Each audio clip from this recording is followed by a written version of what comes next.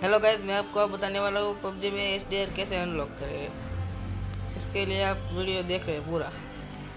तो चलिए हम शुरू करते हैं।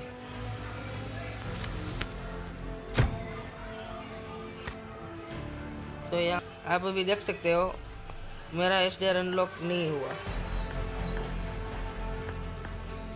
तो इसके लिए आपको मैं बोलूँगा वो करना पड़ेगा। तो हम आ गए हैं एक एप्लीकेशन पर।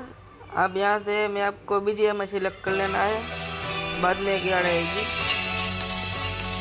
यार्ड पूरा देख लेना।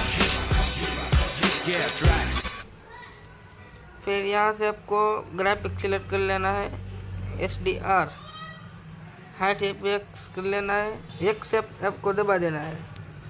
तो अब हम देखते हैं कि हमारा एसडीआर हुआ या नहीं हुआ। नहीं हुआ, तुम्हारा एसडीआर ना हुआ तो मुझे यूट्यूब पर अनसब्सक्राइब करके जाना। और